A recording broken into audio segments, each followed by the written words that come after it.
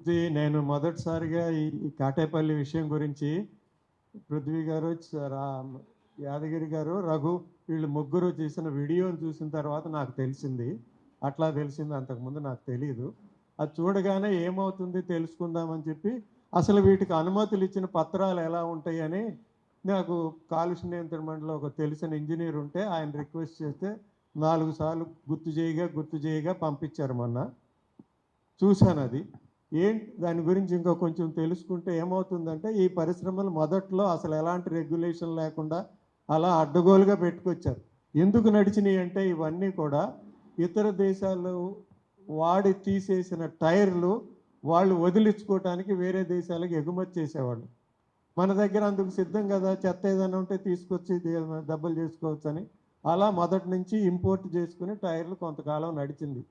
తర్వాత ఈ వీటిలో వచ్చిన సమస్యలను బట్టి ఎన్జిటీలో కేసులు అయ్యి రకరకాలుగా ఉద్యమాలు జరిగిన తర్వాత ప్రభుత్వము 2024లో సిపిసిబి కానీ వాళ్ళు కానీ కొత్తగా వేరే మార్పులు చేశారు.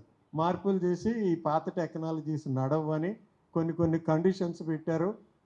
కాలుష్య నియంత్రణ మండళ్ళు కూడా అనుమతులు ఇచ్చేటప్పుడు కొన్ని తీసుకోవాల్సిన నియమాలు కొన్ని స్ట్రిక్ట్గా పెట్టారు. అందులో పారిశ్రామిక ప్రాంతం కాని చోట పెట్టకూడదు.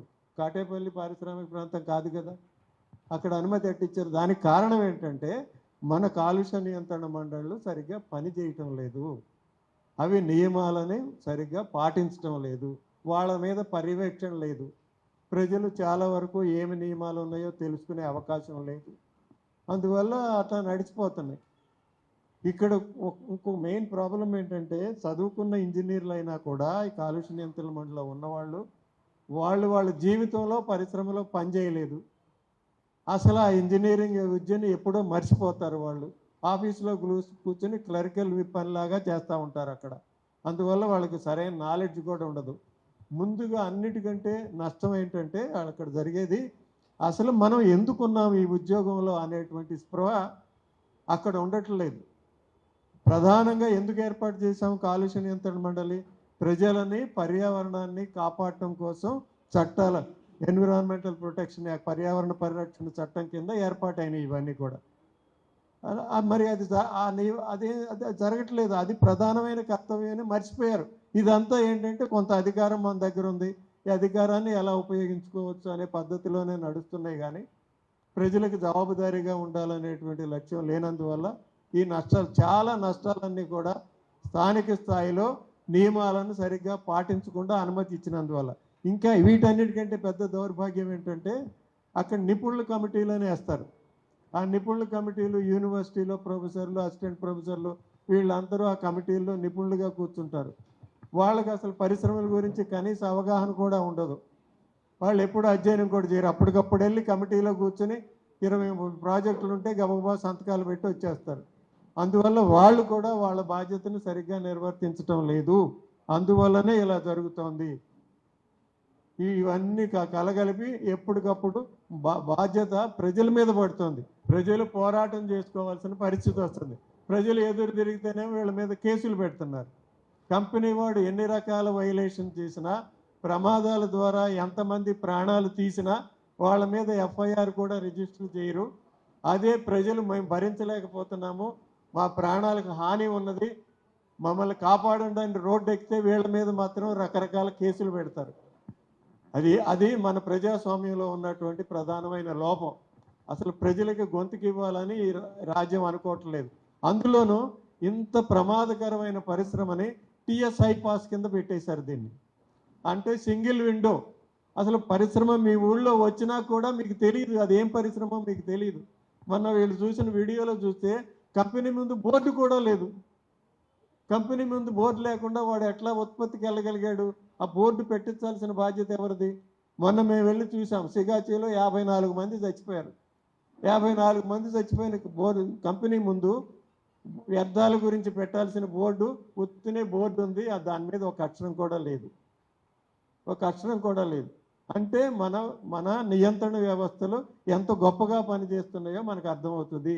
వాళ్ళకి ఏదన్నా ప్రమాదం జరిగినప్పుడు అందరూ పరుగులు తీసి ఉరుకులు తీసి మొసలి కన్నీళ్లు గారుస్తారు. కానీ రాజకీయ నాయకులు కూడా ఎంతసేపు మనకి పెట్టుబడి, జీడిపి పెరుగుదల, అది ఎట్లాంటి పరిశ్రమ, ఆ పరిశ్రమ వల్ల ప్రజలకి ఎలాంటి ప్రయోజనము, అదేమీ సంబంధం లేదు. పెట్టుబడి పెడుతున్నాడు, వాడికి ఈజ్ ఆఫ్ డూయింగ్ బిజినెస్. ఎట్లయినా పెట్టుకొని ఉండి, ఎట్లయినా పారబోయినే ఉండి, ఎంతైనా కాలుష్యం చేయనిండి అనేటువంటి దౌర్భాగ్యమైనటువంటి ఆలోచన విధానం వల్లనే ఇది వస్తుంది. రాజకీయానికి ఎవడు తెలియజెప్పాలి ఇది సరైనది కాదయ్యా, మీరు ప్రధానంగా మనం వీళ్ళకి చెప్పాల్సింది ఏంటంటే, ఓకే పరిశ్రమలు కావాలి పెడదాము, కానీ ఎలాంటి పరిశ్రమలు ప్రజలకు ప్రయోజనకరము, నీ దగ్గర దేనికి సాంకేతికత ఉన్నది, సరైన సాంకేతికత ఉన్నది, ఆ సాంకేతికత ద్వారా హాని కలగకుండా ఎలాంటి ఉత్పత్తి చేయగలుగుతాము, అలాంటి ఆలోచనలు ఏమీ లేకుండా ఎవడైనా ఇంత పెట్టుబడి పెడతానంటే వాడికి అంతా ఏర్పాటు చేసేయండి, ఎక్కడైనా పెట్టుకొని ఉండి, ఎక్కడైనా పారబోయినే ఉండి. ఇవాళ మూసి ఇంత దౌర్భాగ్యంగా ఉందంటే ఎందువల్ల ఉన్నది, ఎక్కడ మొదలైంది అది? మొట్టమొదటి సిటీ సూవేజ్ ఎలాగో ఉంది, పారిశ్రామిక వ్యర్థాలు, ఫార్మా పరిశ్రమ ఐడిపిఎల్తో మొదలుపెట్టి ఫార్మా వ్యర్థాలన్నీ నింపేసినందువల్లనే మూసి అందుకు అంత దరిద్రంగా తయారైంది. అంత దరిద్రంగా తయారవడానికి కారణం ఫార్మా పరిశ్రమ. నక్కబాకి ఎక్కడికి పోయింది? ఇవన్నీ కూడా నియంత్రణ లేదు. వాళ్ళ మీద ఏదన్నా చూపించినా కూడా ఇది వీళ్ళు పారబోస్తున్నారని చూసినా వాళ్ళని పట్టుకుని వాళ్ళ మీద చర్యలు తీసుకునేది లేదు. అదేమంటే పరిశ్రమలకు ఇబ్బంది కలగకూడదు అనేటువంటి తప్పుడు ఆలోచన. దాని మూలాన ఎంతమంది ప్రజలు అనారోగ్యం పాలయ్యారు, ఎన్ని ప్రాణాలు పోయినాయి, ఎంతమందికి ఎంత శాశ్వతంగా పర్యావరణం నాశనం అయిపోయింది, తాగే నీరు పీల్చే గాలి విషమయమయ్యాయి అన్న ఆలోచన ప్రభుత్వానికి ఉండట్లేదు. అక్కడే వచ్చింది. ఎందుకంటే మనం ఎన్నుకునే ప్రతినిధులు కానీ రాజకీయ నాయకులు కానీ ఇది ముఖ్యమైన విషయం అని వాళ్ళు గుర్తించట్లేదు. అది దానికి కారణాలు ఏంటంటే, మనకి వేరే దేశాల్లో కనుక ఇలా జరిగితే ప్రజలు ఊరుకోరు. వాళ్ళ సెనేటర్ని కానీ వాళ్ళ కాంగ్రెస్ మ్యాన్ని కానీ పట్టుకుని, వాళ్ళ పార్లమెంట్ సభ్యుడిని కానీ పట్టుకుని అడుగుతారు. అక్కడ వాళ్ళు స్పందించాల్సిన అవసరం ఉంటుంది. ఇక్కడ మనకి ఎవరు పట్టించుకుంటారు? ఆ పోవయ్య అంటారు. అసలు టైం కూడా ఇవ్వరు మనకైతే.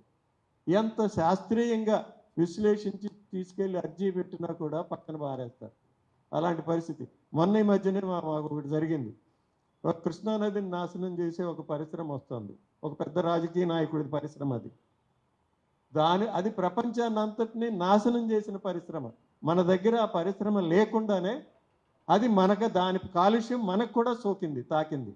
అందుకనే వాళ్ళు ఏమంటారు, దే పాయిజన్ ద వరల్డ్ అని చెప్పి పుస్తకాలు కూడా వచ్చినాయి దాని మీద. మొత్తం ప్రపంచాన్నే విషమయం చేశారు. ఇవాళ వాన కురిసిందంటే అక్కడ తయారైన రసాయనాలు మన దగ్గర కూడా వానలో ఆ రసాయనాలు ఉంటాయి. వాటిని శాశ్వత రసాయనాలు అంటారు. శాశ్వత రసాయనాలు అంటే వాటికి నశింపు లేదు. మొత్తం మానవ జాతి భూమి మీద నశించిపోయినా కూడా ఆ రసాయనాలు అలాగే ఉంటాయి. మన శరీరంలో ఇప్పుడున్న ప్రతి ఒక్కరి శరీరంలోనూ ఆ రసాయనాలు ఉన్నాయి. వాళ్ళు ఎవరు ఒక్క మనిషి రక్తం కూడా దొరకలేదు వాళ్ళకి. ఈ రసాయనం లేని మనిషి రక్తం కోసం వాళ్ళు ప్రయత్నించి ప్రపంచం అంతా వాళ్ళు సాధించలేకపోయారు. వాళ్ళే అప్పుడు చివరికి ఏం చేయాల్సి వచ్చిందంటే, 1950లో ఈ రసాయనం ఉత్పత్తి కాకముందు కొరియా యుద్ధం కోసం సైనికుల్ని రిక్రూట్ చేసుకునేటప్పుడు ఆ సైనికుల రక్త నమూనాలు తీసినవి సేకరించినవి నిక్షిప్తమై ఉన్నాయి. ఆ రక్త నమూనాల్లో మాత్రమే వాళ్ళకి ఆ రసాయనం లేనటువంటి రక్తం దొరికింది. అంతగా విషమయమని చేస్తుంటే ప్రపంచాన్నంతా కుదిపేసే పరిశ్రమలను ఇక్కడ అడ్డగోలుగా అనుమతులు ఇస్తున్నారు. నిపుణుల కమిటీకి, అయ్యా బాబు ఇదిగో జరిగింది, ఇంత చరిత్ర ఉందో, దీనికి ఇన్ని పరిశోధనలు ఉన్నాయి అని పంపించినా కూడా ఎవడో పట్టించుకోడు. ఎందుకంటే సైన్స్ని కూడా పొలిటిసైజ్ చేస్తారు, వాళ్ళని రిక్రూట్ చేసుకున్నారు, రాజకీయం ఐడియాలజీకి వెళ్ళిపోయారు. సైన్స్లో వాళ్ళు కూడా వెళ్ళిపోయి ఎక్కడ సంతకం పెట్టమంటే అక్కడ పెడుతున్నారు.